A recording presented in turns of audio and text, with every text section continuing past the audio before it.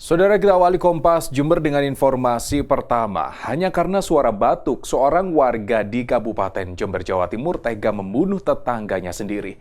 Pelaku kini ditahan di kantor polisi untuk mempertanggungjawabkan perbuatannya. Hasan usia 70 tahun warga dusun Damsaola, Desa Tegal Rejo, Kecamatan Mayang, Kabupaten Jember terlihat berlumuran darah saat pulang ke rumahnya. Ia baru saja menebas tubuh tetangganya sendiri, yakni Misran, dengan celurit pada Jumat petang.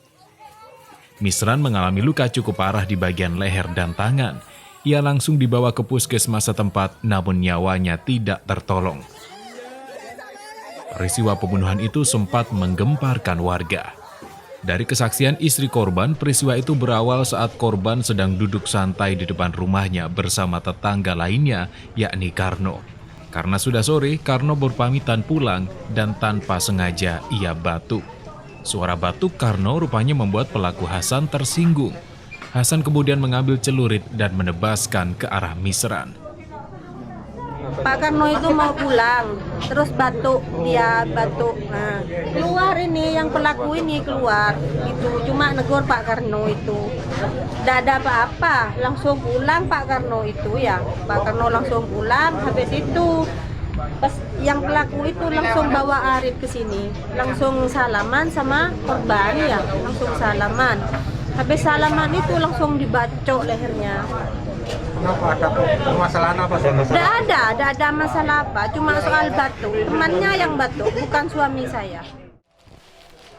Dari hasil pemeriksaan polisi, Misran merupakan korban salah sasaran. Dan pelaku diketahui seorang residivis dengan kasus serupa, yakni pembunuhan. Pelaku dikenal temperamen dan mudah tersinggung. Yang terpenting pihak kepolisian khususnya Sektor Mayang mengambil respon cepat, mengamankan tersangka, mengamankan barang bukti, sebuah celurit, dan semuanya sudah ada di Polsek Mayang.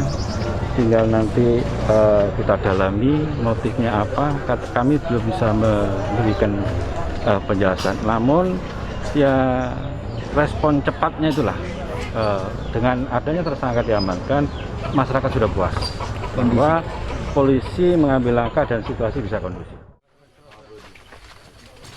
Tim Liputan Kompas TV Jember, Jawa Timur.